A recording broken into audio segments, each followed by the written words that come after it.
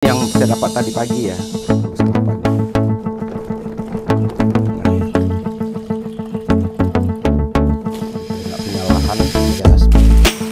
Oke, assalamualaikum warahmatullahi wabarakatuh, sahabat upline, sahabat petani milenial dan sahabat-sahabat penggiat urban farming ya. Selamat pagi dan salam sejahtera bagi kita semua, dan semoga kita sehat selalu ya. Pada pagi ini kita akan membahas tentang ampas kelapa ya, ampas kelapa. Jadi sebenarnya konten ini terinspirasi dari pertanyaan teman-teman yang ada di YouTube saya, yang pertanyakan, Pak, tolong dibahas mengenai ampas kelapa. Nah, kebetulan tadi pagi saya beli kelapa, dan saya lihat di sana ada tumpukan ampasnya ya. Lalu saya tanya, Pak, ini dijual? Enggak, itu dibuang. Lalu saya minta dan mereka kasih ya ampas kelapa. Nanti kita akan coba praktek ya. Jadi sebenarnya kalau kita lihat fakta tentang ampas kelapa ini, itu kalau di Jakarta ini itu banyak sekali ya tukang-tukang parut kelapa atau peras kelapa ini yang ada di jalan-jalan ya. Tapi sebenarnya yang menjadi ukuran bagi kita adalah siapa saja sih pemakai kelapa ini dan pemakai ampas ini. Jadi berdasarkan hasil penelitian tahun 2020 ya, untuk di Jakarta saja itu ada sekitar 5.159 ya. Sini adalah rumah makan ya, rumah makan atau yang menyediakan kuliner ya. Yang menariknya dari hasil penelitian ini, itu satu rumah makan itu rata-rata menggunakan 6 kg ampas kelapa. Jadi artinya kalau kita kalikan ya, itu per hari ya, ini per hari ya. Ini dipukul rata ya. Mungkin ada yang lebih banyak dan yang lebih sedikit ya. Tapi dari 5.159 ini, itu rata-rata 6 kilo per hari. Kalau kita kalikan 5.100 itu adalah sekitar 30 ton. 6 kali 30.000 ya, jelas 30 ton per hari limbah dari ampas kelapa. Nah, yang jadi masalahnya selama ini adalah ampas kelapa ini tidak diapa-apain, hanya dibuang ya. Nah, mungkin sebagian mengatakan ya kan bisa dijadikan langsung ke tanaman. Nah, ini jangan sekali-sekali kita langsung mengaplikasikan ampas kelapa yang siap diparut itu ke tanaman kita ya. Kenapa? Karena ada banyak risiko ya. Risiko pertama itu adalah ampas kelapa itu akan memancing namanya mikroba ya. Jadi memancing mikroba. Nah, di antara mikroba ini itu ada yang patogen ya. Jadi besar kemungkinan bahwa tanaman yang kita aplikasikan langsung dengan ampas kelapa ini akan banyak patogennya, dan itu akan merusak tanaman kita ya. Yang kedua, risiko dari ampas kelapa yang langsung itu, ampas kelapa ini dia bisa mengikat nutrisi di tanaman. Nah, ini yang bahayanya ini ya, mengikat nutrisi ya.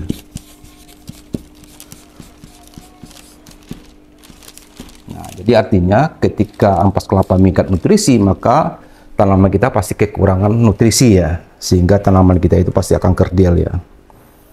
Nah, kemudian yang ketiga itu adalah dia juga menghambat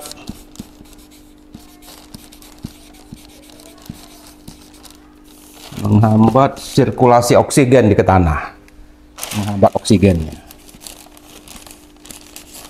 sehingga tanah kita itu kekurangan oksigen, secara otomatis akar kita juga akan terhambat pertumbuhannya ya. Nah, jadi ini bahayanya dari oksigen ini. Nah, lalu bagaimana upaya kita untuk kita bisa memanfaatkan ampas kelapa ini? Sebelum kita akan ngomong tentang apa manfaat, kita lihat dulu unsur-unsur apa yang sebenarnya sudah ada, yang masih ada ya, yang tersisa dari ampas kelapa itu ya. Jadi ada beberapa unsur yang sebenarnya sudah masih ada ya, walaupun dia sudah diperas kelapa itu ya. Pertama, unsur ampas kelapa yang masih tersisa itu ya. Pertama itu adalah karbohidrat. Karbohidrat ya, jadi karbohidrat ini adalah merupakan sumber dari makanan nanti dari mikroba, maupun juga nanti akan dipecah glukosanya di tanaman kita ya. Yang kemudian ampas kelapa masih punya namanya protein. Kemudian apa lagi? Yang ketiga itu ampas kelapa masih punya namanya lemak ya. Lemak. Kemudian ampas kelapa juga masih punya namanya vitamin atau mineral ya, dan mineral ya. Nah, kalau kita lihat ya, dari per 100 kilo per 100 kilo, kita lihat ini 100 kilo 100 kilo ya, per 100 gram ya ampas kelapa itu, karbohidrat itu bisa sampai 60% ya yang masih tersisa ya. Protein itu sekitar 10%, 7 atau 10% ya. Kemudian yang lemak itu sekitar 15%, atau sekitar 60 gram, 10 gram, dan 15 gram ya. Di samping itu ada beberapa unsur-unsur lain ya, yang sini adalah, di sini juga ada vitamin B ya. Nah, kemudian juga ada mangan. Jadi ada beberapa unsur-unsur dari dari mineral. Kemudian ada unsur-unsur mikro yang ada di situ seperti mangan, kemudian magnesium juga ada di sini ya. Nah, di unsurnya. Jadi artinya kalau kita lihat masih banyak unsur-unsur yang terkandung dalam ampas itu. Nah, artinya bahwa dengan unsur-unsur ini kita masih ada kemungkinan untuk bisa mengembangkan dari ampas kelapa kita ini. Walaupun kita tidak mungkin bisa langsung menjadikannya kompos di tanaman kita, tapi kita harus memprosesnya dulu menjadi sesuatu ya. Nah, salah satu kemungkinan bagi kita untuk bisa memproses dari ampas kelapa ini adalah kita mencoba mengembangbiakkan bakteri Lactobacillus ya. Jadi sini ya, Lactobacillus. Nah, kemarin kan kita juga sudah belajar ya tentang Lactobacillus ya. Kita melakukan proses fermentasi sauerkraut, itu kita telah bicara tentang bakteri ini. Nah, bakteri ini sebenarnya besar kemungkinan untuk kita bisa kembangkan di sini dulu. Nah, artinya setelah kita kembangkan nanti bakteri Lactobacillus ini ke dalam unsur ampas kelapa ini, nanti unsur ampas kelapa ini akan menjadi bahan baku dari kompos kita. Jadi artinya kita nanti tidak perlu lagi, kalau seandainya ini jadi nanti, kita tidak perlu lagi menggunakan bakteri Lactobacillus dalam proses pengumpulan sampah pengkomposan sampah kita. Nah, kemudian dengan unsur-unsur yang sebesar ini, jadi karbohidrat ada 60 gram ya dari 100 gram atau 60%, protein ada 10, kemudian lemak ada 15, kemudian ada vitamin dan mineral juga. Maka besar juga kemungkinan bagi kita itu untuk menjadikan ampas kelapa ini menjadi pakan ternak, terutama adalah pakan ternak ayam ya. Jadi kemungkinan karena unsur-unsurnya masih tinggi ya, jadi masih bisa kita akan membuat pakan ternak ayam. Nah, nanti kita akan coba buat konten tersendiri untuk ini ya. Nah, biasanya kita nanti akan mengaplikasikan bakteri, nah namanya di sini Saccharomyces ya. Jadi kalau kita Saccharomyces ya. Nah, nanti dengan bakteri ini tapi tambah dengan Lactobacillus juga nanti ya. Tuh. Nah, sekarang masih belum kita bisa buat karena bakteri Saccharomyces kita dalam proses pengembang pembiakan ini ya. Nanti tinggal tunggu seminggu lagi lah, nanti akan kita buat kontennya setelah ini jadi ya. Nah, kalau ini jadi nanti kita akan coba aplikasikan untuk kepada ampas ini. Ini ampas itu akan berasa roti. Kenapa? Karena bakteri dari Saccharomyces ini bukan bakteri ya, tapi adalah jamur ya. Maaf, ini jamur Saccharomyces ini adalah pembuat roti ya. Jadi nanti kalau kita aplikasikan sini dengan pakan tanpa kita dedak nanti ya, rasa dari pakan itu seperti rasa roti ini nanti ya, proses fermentasian. Tapi nanti ini akan kita bahas. Pada hari ini kita akan coba membahas bagaimana kita mengaplikasikan, menjadikan ampas kelapa ini sebagai media untuk mengembangkan lactobacillus ya. Nanti kita fermentasi dulu lactobacillusnya. Kita mengharapkan dalam ampas kelapa ini akan banyak lactobacillus, dan lactobacillus ini nanti akan jadi media dari pertumbuhannya. Kemudian nanti ampas kelapa yang telah kita ada lactobacillus itu nanti akan menjadi bahan untuk pengomposan kita ya.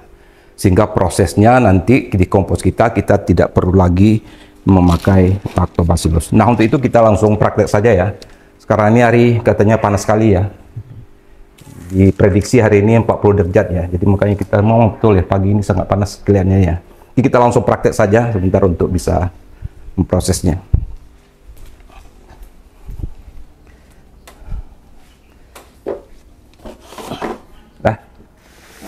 Oke, baiklah sahabat tani, kita langsung saja mempraktekkannya ya. Jadi bahan-bahan yang kita butuhkan untuk kita bisa mengembangbiakkan lactobacillus dengan ampas kelapa ini, pertama itu adalah ampas kelapa ini ya dulu ya.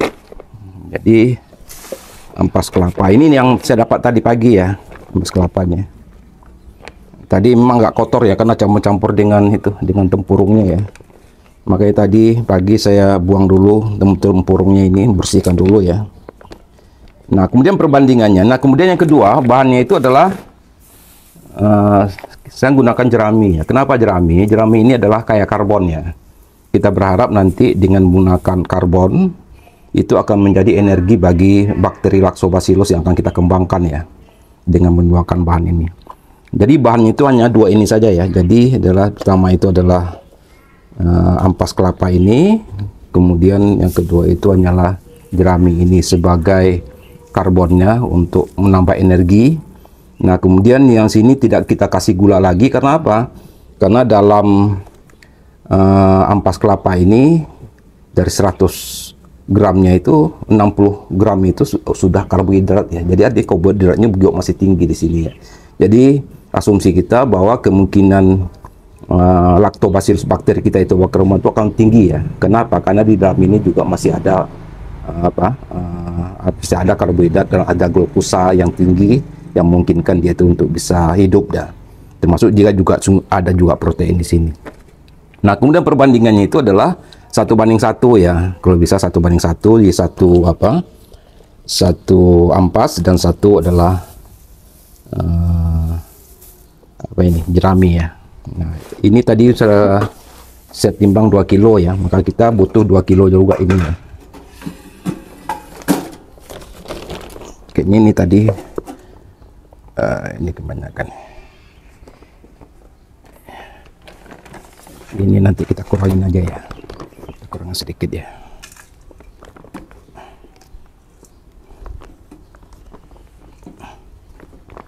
Tapi ini pun berlebih, enggak apa-apa ya sebenarnya ini. Jadi kita kurangin aja, oke. Iya.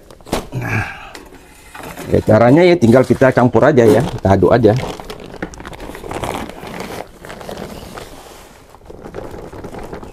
Nah, jadi ini adalah media untuk kita mengembangkan lactobacillus.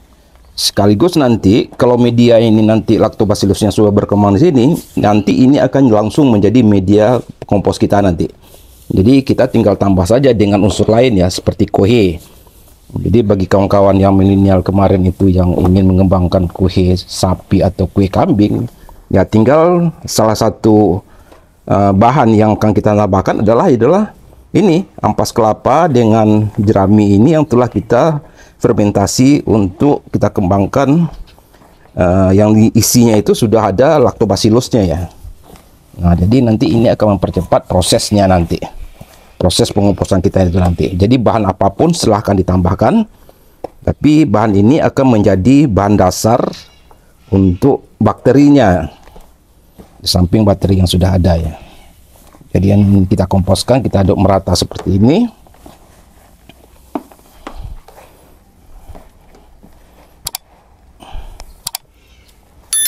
Ya, kayaknya sudah mulai rata ini ya. Nah,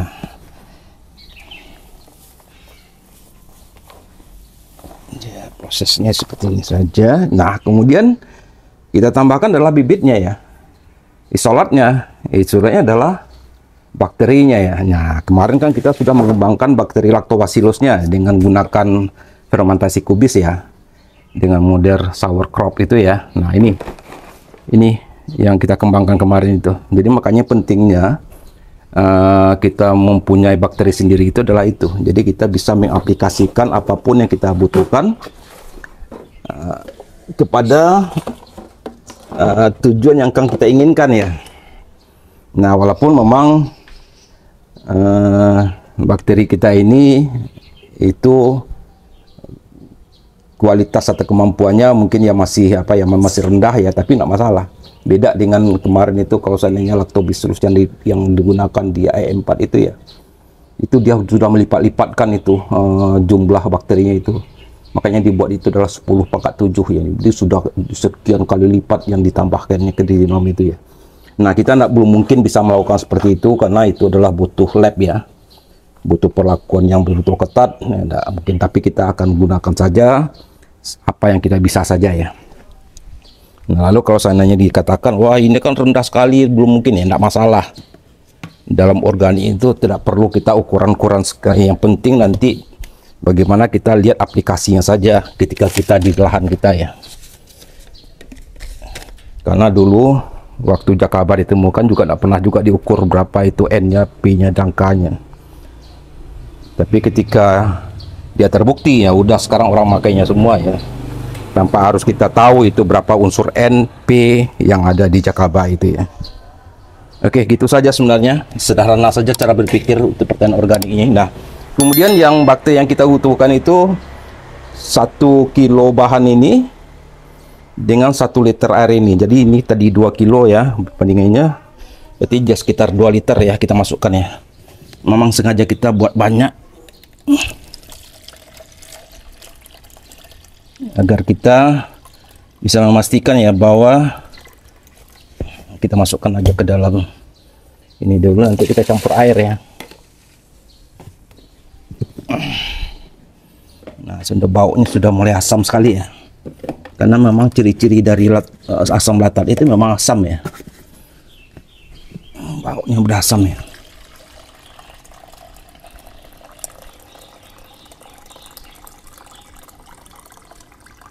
Udah 2 liter ini ya.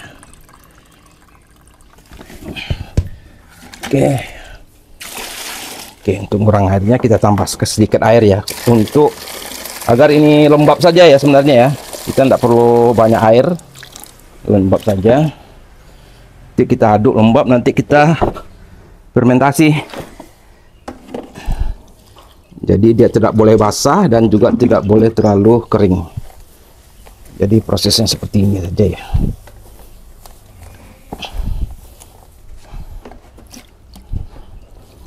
Jadi kalau kurang kita tambahin airnya, kalau enggak kita itu.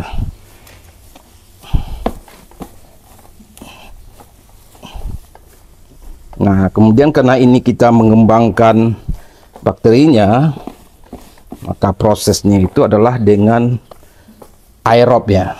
Jadi artinya ini kita tidak dengan sistem anaerob ya. Nah, nanti kita akan melakukan proses fermentasi di planter bag ini saja nanti. Jadi planter bagnya ya kita buka saja, paling kita tutup saja dengan jerami saja ya. Biarkan nanti bakterinya akan berkembang dalam media ini ya.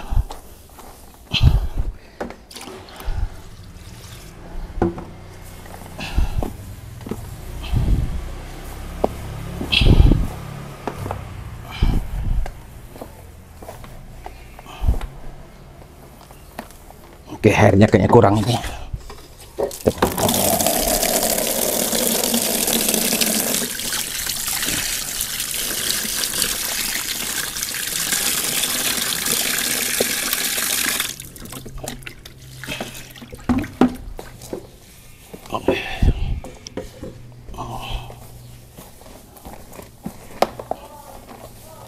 Jadi ya tidak boleh terlalu basah dan juga tidak boleh terlalu kering ya.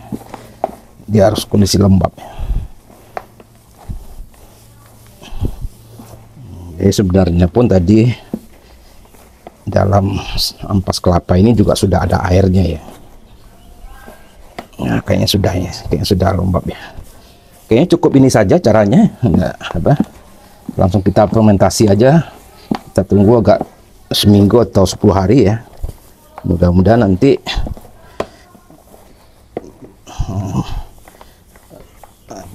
bakterinya itu sudah berkembang di sini. Jadi tanda-tanda bakterinya sudah berkembang itu adalah mungkin 3 hari kemudian ini panas. Kemudian setelah itu mendekati 5 atau 7 hari, biasanya hari kelima pun juga akan panas. Biasanya di hari ke-7 sampainya dia akan mulai baunya seperti asam ya. Nah, masa asam seperti ini ya. Nah, kemudian jerami ini akan layu ya. Jadi akan layu seperti dia direbus ya. Itu adalah tanda-tanda bahwa bakteri itu sudah boleh berkembang di sini ya. Nah, kalau seandainya kita ingin tahu lagi ya, tinggal cicipin aja ya rasanya. Rasanya pasti asam ya. Nah, kalau tidak asam, kalau manis berarti gagal ya. Jadi kita tinggal masukkan saja ke dalam pentel bag ini. Ini saya punya pentel bag ya, karena kita tidak punya lahan ya, seperti inilah yang bisa kita dapatkan ya. Nah, ini fermentasi kita di sini saja. Kemudian di atasnya nanti kita tutup sama daun-daunan ya. Itu nanti tutup dengan jerami saja ya. Nah, nanti mudah-mudahan setelah 10 hari media ini sudah kaya dengan lactobacillusnya. Nah, dengan media ini nanti apapun kompos yang akan kita buat, apapun kohe yang akan kita tambahkan ya tidak masalah. Kita tinggal campurkan saja ini. Nah, ini langsung sebagai media dan langsung sebagai bakteri ya. Jadi kita tidak perlu lagi menambahkan bakteri lactobacillusnya untuk aktivator dalam proses pengomposan kita ya. Oke, nah caranya sederhana saja kan. Nah, jadi tidak harus pakai ribet, sehingga kita nanti dapat bisa memanfaatkan ampas kelapa ini ya dengan baik. Nanti kita tutup saja ini dengan ini ya. Ini jerami ya. Kalau jerami ini dibasahkan dulu ya, agar jangan kering, agar mikroba pun nanti bakterinya pun juga bisa berkembang terus ya dalam jerami seperti ini. Oke, kayaknya sudah cukup ya. Ini pasti dia akan poros dengan adanya jerami itu. Di samping dia menjadi karbon untuk energi, tapi dia juga menjadi poros ya, poros untuk sirkulasi udara ya, sehingga oksigen kita bisa hidup dengan menghirup udara yang ada dalam media ini. Mungkin demikian saja sahabat Upland, mungkin bisa menjadi inspirasi bagi kita semua ya. Mudah-mudahan nanti kita akan coba review ini setelah jadi. Mudah-mudahan ini akan menjadi bermanfaat, terutama bagi kawan-kawan milenial yang akan berpraktek untuk di template mereka masing-masing dalam membuatkan pupuk di lokasi mereka masing-masing. Demikian saja, wabillahi taufiq wa hidayah. Assalamualaikum warahmatullahi wabarakatuh. Sehat dan sejahtera.